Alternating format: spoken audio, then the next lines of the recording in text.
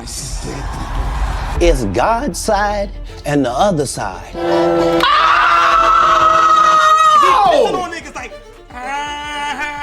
All lies will be exposed. Oh my God! Certified lover boy, certified what? Kendrick, stop! And anyone who takes that the wrong way, know why they take it the wrong way. This man won 5 Grammys off of one song. The Grammy goes to... The Grammy goes to... Not Like Us, Kendrick Lamar. There's no discussion anymore, bro. Kendrick has won the beef. You know, at the end of the day, past all the politics, past all the numbers, it's what music make you feel. You are a part of the generation who were a kid when there were the riots in LA. Yeah. And I was there. But did it still affect you back then or in your family? Or? It definitely affected us back then, you know. Anytime I smell smoke, some type of smoke, I think of Rodney funerals. It's a certain smell, you know, wood is burning and, you know, shit like that is burning. That triggers, for sure, as far as my memory. There's smoke everywhere. My pops had a bunch of rims, car rims in the backseat, because he just came out to swap meet and took like a whole bunch of rims. Went back to the house, then he came back again and had like a refrigerator or something like that. you are the generation who saw a black president, but you are the generation who saw many black people still killed by the policemen. Mm-hmm. How does it feel to live in that schizophrenia? It's tough. It's really tough, especially growing up in the city of Compton, because it's so easy to get your hands on negative. Basically coming to grips with reality, saying I'm a teenager, I'm out here. It's a possibly chance that I won't see tomorrow. Do I have this right? You saw your first murder when you were 5 years old? Yes, sir. What happened? It was outside my apartment unit. A guy was out there serving his narcotics and somebody rolled up and with a shotgun blew his chest out. These stories are so serious and so in-depth. It's just about me seeing somebody get killed. Just as a kid, yeah. Being right there and knowing how it all went down, you feel me? Immediately it done something to me right then and there to let me know that this is not only something that, you know, I'm looking at, but it's something that maybe I have to get used to. It starts with my family in Chicago. I came straight to Compton in '84, had me in '87, so the gang culture was always in my life. I was raised inside the gang culture. My parents are fairly young, you know, so I actually grew up with them. And I was in a household where they partied and they had fun. And me being in the household with all these house parties, you know, my parents being young, it was a new life for me. It was a fast life. And me being the only kid, I got to witness all of that. Was your dad in a gang or something? Yeah, he's affiliate. He was affiliate. Mm. So your dad's in the gang. They decide to move to Compton. Right. How do you avoid getting into the gang lifestyle in Compton when your dad is not telling you it's a bad thing? And well, he's actually telling me. I was probably like the only one out of my friends. I had about 30 friends in the neighborhood. The only one that had a pops there every day telling me, yo, don't do that. My pops did what he had to do, you know, to put food on the table. You know, sometimes it wasn't always, you know, the super legit way. And me being young, I was a pretty wise kid. I knew what he was doing, you feel me? This is, for a minute, it made me like, I want to be just like him. As I grew as a person, you know, I had to make the choice and I found out what was right and what was wrong. I think at the end of the day, it made me into a positive person. I mean, living in a crazy-ass city, that's my whole story. California Love. So you were on the set of the video when you were like 8? Mm-hmm. How did you get on the set? I was around 8 years old. They were shooting a video in my neighborhood in Compton. My father seen him, went 2 blocks down, got me. By the time he got me, everybody was out there. It was like pandemonium, you know. He put me on his shoulders, and there they was, Dr. Dre and Tupac right there, and I think it was a white Bentley. That moment right there, whether I know it or not, subconsciously, I think it eventually branched me off to what I'm doing now. You know, it was already designed in destiny. That day I said, I want to have an influence like that on all these little kids. 15 years later, I meet Dr. Dre and I explained that story to him when I seen him, and he remembered that exact same moment and remember them kids that was out there. And I said, Dre, I was one of them kids that was there. I was raised around music my whole life. You know what I mean? From gangster rap to oldies. Since he was born, I brought him home listening to stuff like NWA, rap, oldies, everything. That's probably how he got inspired. It was inevitable. I really was a big Pac fan. You know, Pac passed, it was a void that was missing in hip-hop. DMX came out. I started writing because DMX, first album, when he came out, because it was a void that was missing. I need to hear some real shit that motherfuckers that I can relate to. And as a kid, I connected with it, you know, because I see my older cousins going through the same type of feelings and emotion that these artists are going through. I'm so far ahead of my time, I got people 5 years from now pressing rewind. I wrote my first line when I was 13 years old. I was just rapping about killing people. Oh man, I think I probably killed about 30 people in like 2 bars. I done sold this amount of dope. Because that's all we've seen. That's all, you know, that was around us at the time, and the city relate to that. It's your boy K-Dot, giving a shout out Dub CNN. Before the world knew me as a Kendrick Lamar, I was K-Dot. The nickname, that been inquired since I was a kid, just being in the neighborhood. That name will always be there. You know, I go back to the city now, they don't call me Kendrick. I jumped in the booth at 16.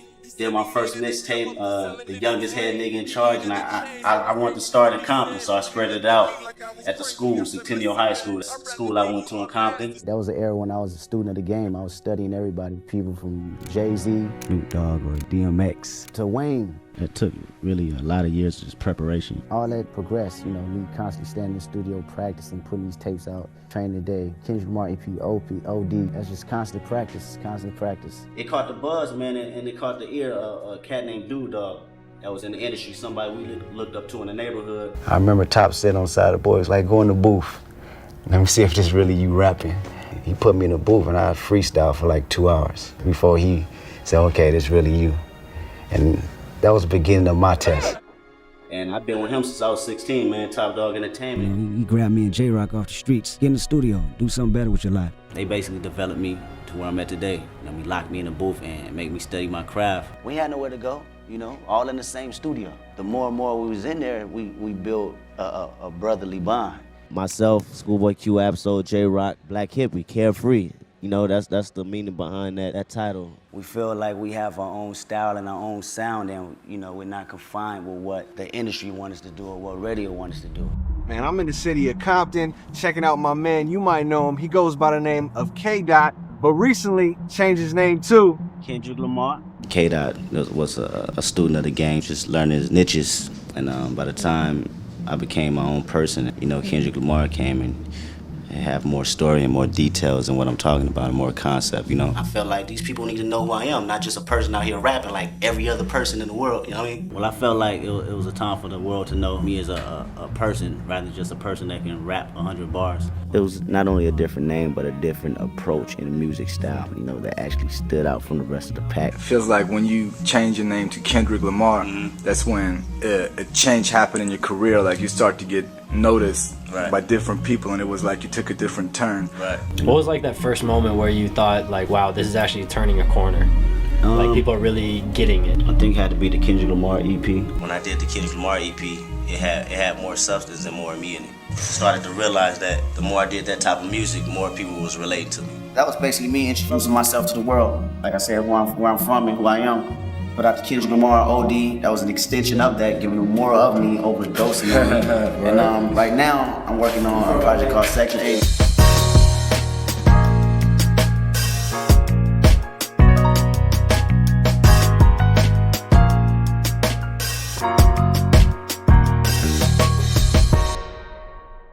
Section 80, it means a generation, my generation. When I said Section 80, I talked about everybody from 1980 to 2011. Teenagers, young adults, just going through the trials and tribulations of becoming an adult and being responsible. I want them to know that I'm not talking to them, I'm actually talking with them. It's me times 10 from the Kendrick Lamar OD.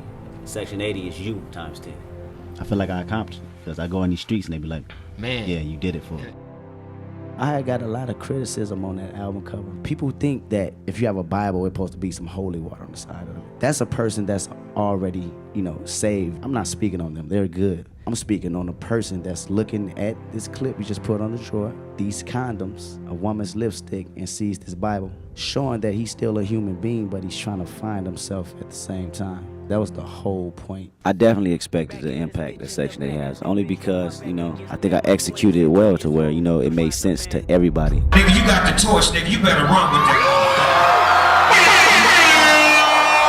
You better run with it, nigga, because it's yours. So you're on stage now, and you've got Dre, you got Snoop, and you got The Game, and then they crown you the new king of West Coast. How does that feel?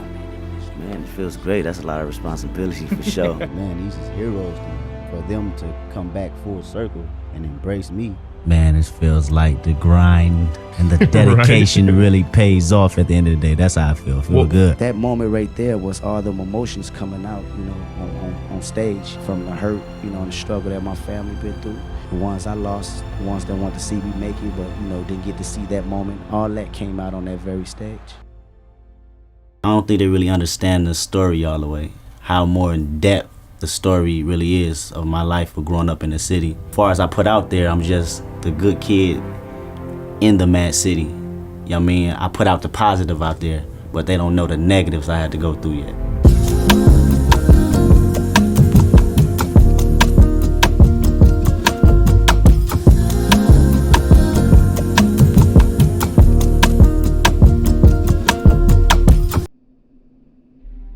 My inspiration came from me growing up in Compton. My album represents one day of me living in the city. A story about, you know, a group of teens just trying to figure their way out, you know, trying their best to escape the influences. It took me my whole life to write this album. All my achievements, all my failures, everything is within this album. The album is really about me moving on with my life, moving on from the past. You know, everybody knows Kendrick Lamar for, you know, who I am now. But in order to gain that insight, I had to come from this place, this place of loneliness, darkness, evil.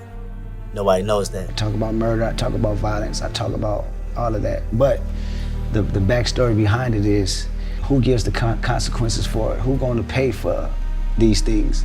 Not to glorify it, to educate you on it, to know that it's real. A lot of people think it's really just, you know, about me, but it's really a reflection on the people I grew up around. You know, a lot of people that they call delinquents. I embrace alcoholism, gang violence, brutality on my people, simply because it's topics that I'm most familiar with. It's hard to stop a habit. You know, this is what we've been seeing since 1, 2 years old inside the family. The half of the story of kids in Compton is just basically good kids in the mad city. I feel that we are good kids in the mad city. You know what I mean? It all stems from being a kid and it's just the shit you exposed to. You know what I mean? I was exposed to it too. From Compton, I could have easily came out and said, I did this, I did that. I done killed a whole bunch of niggas out of front, just giving off fact where I'm from. But that ain't me. I'd rather talk about my reality. You know what I'm saying? I'd rather talk about something a little bit more deeper than that. I'm doing it in a way where it's respectable, you know, not only from them, but from the world. I'm not putting a bad name, you know, in the cities. Compton got so much negativity and like we're not capable of anything else. And I felt like music was, you know, a positive light. I go through these neighborhoods, you know, and they say, you know, keep telling the message, keep telling our story and keep putting a twist on it rather than just glorifying it. That gives me, you know, enough hope and enough encouragement to keep doing what I'm doing rather than let the media portray something that, you know, they think just to sell records. I always had this premeditated that it was gonna be my album cover for years, you know, because it represents so much, not only the household I grew up in, but just a lot of people's lives that just came up, you know, in the ghetto and in urban neighborhoods. That's my uncle right here. Both of them are uncles. Okay. All the way to the right, that's my grandfather. And a baby bottom next to a 40 ounce, next to a gang sign, holding a kid. Like this it's not just music to me. It's not just music to me. Like this is a story.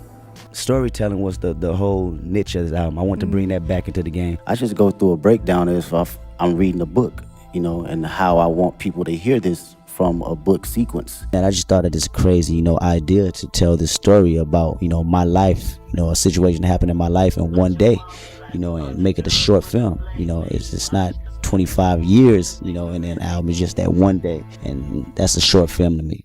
We're in the era of ringtone rap. We're in the era of where rappers, it's all about the hooks. What kind of deal with the devil did you make to be able to make good music and actually be getting attention for it? I make albums that have that type of longevity. If not, I can just give you a whole bunch of singles on one record. I make albums where I want you to go back and listen to 100 times. I love fun records. I love having fun. I love records that's on the radio. But it also needs that balance. A lot of people enjoy the album. I've been touring all around the world, you know, from this album and just seeing people's response and how they relate to it. So it's been a very, very productive year. Great reception, great response, great numbers, great reviews. The album dropped, and then the same thing that's been happening with my, you know, career since day one, just word of mouth. I feel great about it, knowing for the fact, I went into this album making sure I didn't do nothing half-stepping. I wanted 110% just greatness and, keeping it original as possible. And I'm glad that everybody's aware of that and recognize it for that. He's dope. That's what you wanted to know? What I thought about Kendrick? I know you saw Pharrell's tweet. You're saying this era is Bob Dylan. Crazy. Yeah, he one of the next out of Compton. He's one of the next, to me, in America, period. He's one of the next. And the Grammy goes to Macklemore and Ryan Lewis. Kendrick is a friend of mine. He's somebody that I love his music. And in my opinion, had the best rap album of the year. I think we made a great album. I think that Kendrick made a better rap album. Did you ever feel any way about him posting the text message or anything like that? Yeah, I think it was uncalled for, to be 100 with you. I think for confirmation from the world, he probably felt like he had to put it out there, which he didn't need to do. He didn't need to do, but he a cool dude. But, sometimes the card folds like that. What do you want people to say about the album, 24 hours after? I mean, what do I is it want going to be a people? classic? Yeah, 10 years down the line, it'll be a classic. They will be calling it classic. Yeah, They definitely will be, because I went in the studio making sure I did nothing less, than something that's classic worthy. Right now, it's a great album. 3 mixtapes in, 1 commercial album. Right. What's going on with album number 2? It's in the process. It's in the process? We cooking.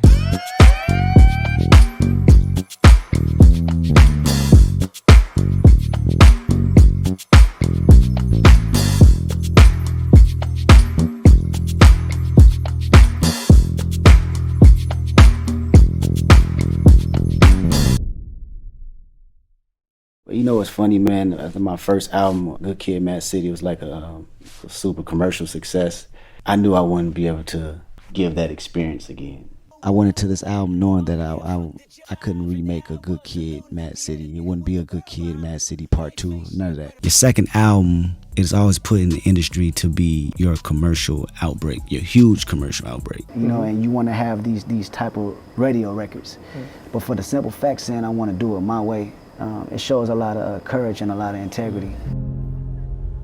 When I went to Africa and I got to see other people's problems, they struggle maybe 10 times harder. Going out there really inspired. I wrote a lot of records off the album just by visiting South Africa.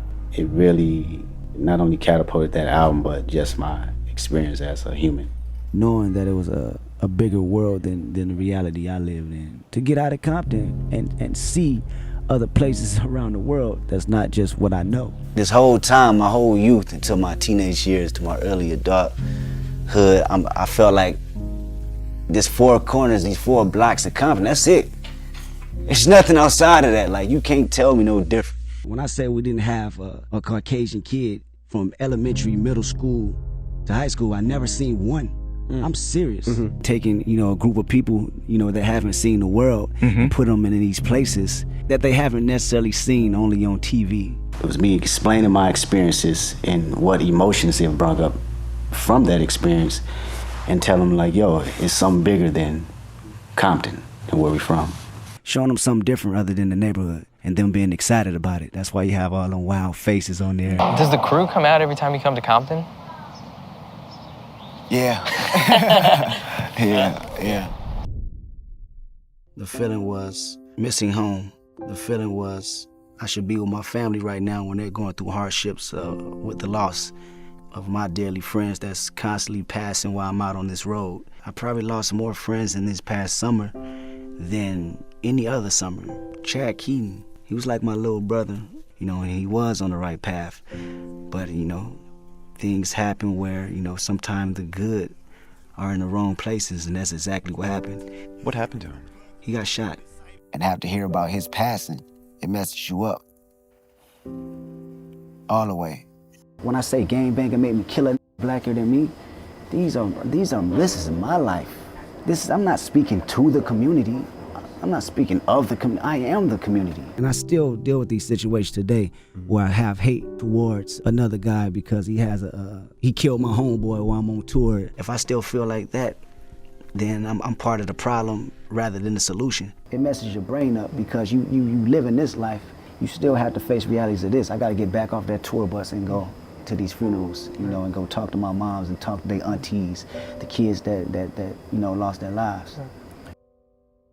I'm learning to deal with the responsibility of, you know, being someone that the kids actually look up to. And I hated the word role model, but you can't run from it. Like I said, when I went out to these shows and I seen these kids saying, we live by your music and what you're talking about, that's something that you gotta accept. And the Grammy goes to Pimp a Butterfly, Kendrick Lamar. You got most Grammy nominations for a rapper in a year. You made history already. #1 album 2 weeks in a row. Okay. But he doesn't care about all that. He doesn't care about all that. You can have the platinum album, you know, when you still feel like you haven't found your place in the world. It kind of gives a crazy offset when you still feel like you're not comfortable. Where's the feeling in that? We gon' be alright. Winning awards and accolades is great, but it's not confirmation of success for me. The success of that record didn't come from the accolades and the awards. For me, it came from people going out there and singing all right in the middle of these streets and taking pride and dignity into where they come from and where they want to go. We gon' be alright. Did you catch that? Lamar stated his views on police brutality with that line in the song, quote, "And we hate the po-po, want to kill us in the street, faux show." Not helpful at all. This is why I say that hip-hop has done more damage to young African Americans than racism in recent years. How can you take a song that's about hope and turn it into hatred? You know what I'm saying? The message, the overall message is we gonna be all right. It's not the message of I want to kill people. Ah, please. Ugh, I don't like it.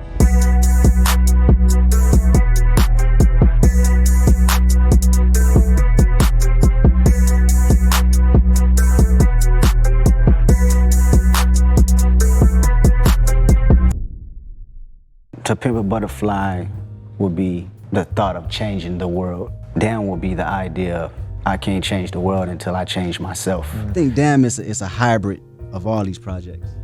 It was me finally being able to take the message behind the Pimp a Butterfly, the sonics, and the beats slapping on Good Kid, and the rawness of just being able to do what I want like I did on Section 80. And I take all three of these, it makes a hybrid of Damn for me. And we wanted to make it for all arenas.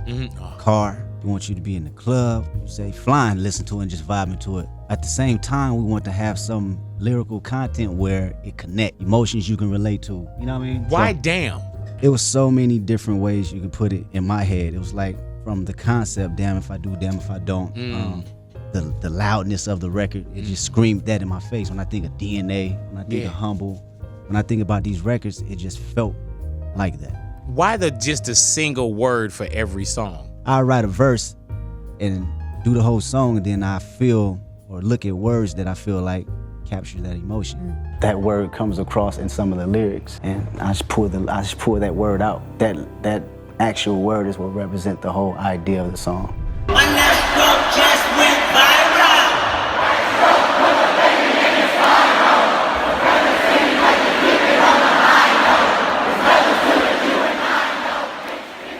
Well, what does it feel like to be on stage and see your fans singing and rapping the words back to you? Man, it's an incredible feeling. I always go back to the moment I write the lyrics, and to see people rapping these lyrics from their raw emotion, from the feelings that I was feeling at the moment, you know, that's magic to me. The Grammy goes to Damn, Kendrick Lamar. Congratulations, Kendrick Lamar. Kendrick Lamar. So forever, I really appreciate this moment. I'm always had love for y'all. I will be back. Cities across the United States remain in a state of high tension tonight as the country braces itself for another wave of protests over the death of George Floyd. I wanted to live forever, you dig what I'm saying? And To Pimp a Butterfly is one of the moments where 20 years from now, you know, it'll probably be a little bit more prevalent than it is today. And one of the celebrities or artists that's been quiet is Kendrick Lamar. He should be doing something. You cannot stay quiet when your entire platform for the last 6 years has been Black Lives Matter. Kendrick? Did you hear that, Kendrick?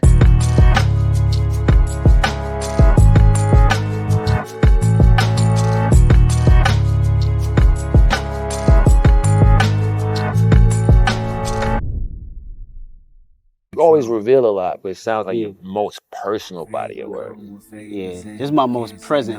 I've had a hard time expressing that vulnerability in person with people, but I found a way to express it through music. That was my way of communicating. During that process, I made the album, and it was therapy for me because in these certain circumstances of trying to communicate, you get a little bit insecure. You start doubting yourself. You start wondering why you're here. Because that was my most intimate. I want to go inside of my own psyche and my own personal withdrawals and see how it connects with the public and who can relate. One of my favorite lines in the album is where Wood say, you really need to go to therapy. And I say, real niggas don't go to therapy. Because that's how niggas feel, you know what I'm saying? We grew up where our parents don't know about that, our grandparents don't know about that. You live and you experience the shit that you go through and you deal with it right then and there, or you don't never deal with it. We forget that if we're stronger on the inner core, ain't nothing nobody else can do. I didn't know you were suffering from depression the way you said you was on the album. Is this real? Is there poetic license? Like where did that come from? What prompted that? It's a drastic change when you're around so many different faces that you don't quite understand and meet different people, and things are going on back home that it's out of your control to handle, you know what I'm saying? How can I really have love for my partner next to me, you know, if I don't know who I am? How can I have love for my city if I don't know who I am? First and foremost, I want to thank my family for giving me the courage, you know, and the vulnerability to share these stories and share my truth with this album. They're talking about us. Talking about you? Yeah. He's talking about us. He's talking about his family. Yeah. Pusha T, Meek Mills, A$AP Rocky, Drake, Big Sean, Jay Electron, Tyler McMillan. I got love for you all, but I'm trying to murder you niggas. Did you know when you went in just to do that verse that it would take and it would have this kind of impact? No, I didn't know until after you see the hooray and hoorah about it. The fact that hip-hop hasn't been shaken up in a long time. Hip-hop is a sport, so you're gonna have these little spits and spats. And it's all good because personally I respect these dudes as, you know, as people. I think people forgot that I'm actually from the West Coast. The aggression that we have in our music, I can't run from that. My intent was to always keep, I think from day one was to always keep the nature of it as a sport. This has always been the core definition of who I am. That's all. I'm influenced by Cube. I'm influenced by Dre. You know, I grew up off gangster rap, and that aggression will always be in me. All of a sudden, it just fucked the whole game up. Yeah. Yes, sir. Drake is here. It's Hot 97. You should get into a rap battle. Yeah, you think so? Yeah, I think that would be great. I feel like that's just, I feel like those things are of the moment. He's giving people like moments, you know, like that verse was a moment to talk about. Are you listening to it now at this point in time? Okay. But you seem just now a little irritated by it. No? Really? It was real cool for like, you know, a couple weeks. But like if I asked you, for example, like how does that verse start? I see dead people. Fight is over! The Grammy goes to Not Like Us, Kendrick Lamar. You just came off a huge Grammy wins. You walked away with 5 awards. It has been a little bit mind-bending that you created this massive cultural award-winning anthem out of a battle rap song. I was just thinking about the culture, really. When people talk about rap, man, the conversations I hear, they think it's just rap and it's not an actual art form. So I love to see that it gets that type of recognition for just straight raps, from awards to the billboards, all that, because this is just as big as an art form and a genre as any other genre. Juneteenth, Kendrick Lamar announced a concert called Pop Out. Every section, every known and probably unknown section of LA's gang members were in one place at the same time. By any other metric of any other time, they would be in the streets killing each other. And now they're all inside in one place right now. Maybe for the good of unity, the good of the community, maybe Drake should try one more time.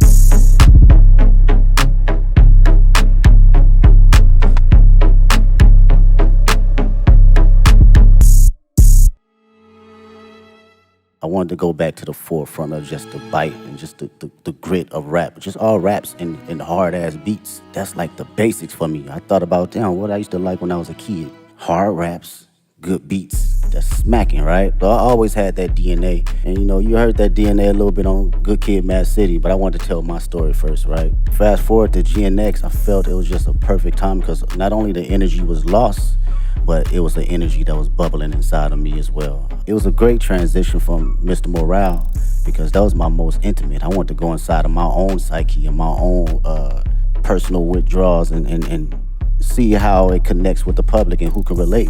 During this time around, I think it was necessary of coming out of that cocoon and feeling like, okay, I arrived now. I can spread my wings and show every state of who I am as far as Kendrick Lamar. What the deal, everybody? My name Kendrick Lamar, and I'll be performing at Super Bowl 59. Will you be pulling up? I hope so. Did you ever think we'd be at the Super Bowl with this? I wasn't thinking about no Super Bowl. You never thought about the Super Bowl I wasn't with thinking this? about no Super Bowl for sure. Seeing you perform with Dr. Dre at the halftime show 3 years ago, we already felt like that was the most hip-hop, beautiful halftime show ever. And now for you to come back and be the first solo hip-hop artist to headline, how does it feel being the artist to hit that milestone? And, you know, just your thoughts on what that means about hip-hop's progression and impact over the years. For me, that should mean everything because it puts the culture on the forefront where it needs to be and not minimized to just a catchy song or verse. This is a true art form. So to represent it on this type of stage, it's like, I don't take it for granted at all as far as an art form, you know? Kendrick Lamar is Compton. Kendrick Lamar is the county building that me and my moms had to walk to every month. Kendrick Lamar is an everyday person telling stories about lives that, you know, reflect not only me, but the people that's listening. You know, Kendrick Lamar is a human being, period. You know, no gimmicks, no nothing. I display emotions of feeling, hurt, pain, depression, happiness. You know, and I think I'm just, yeah, that's the right word for it, a human being. That's Kendrick.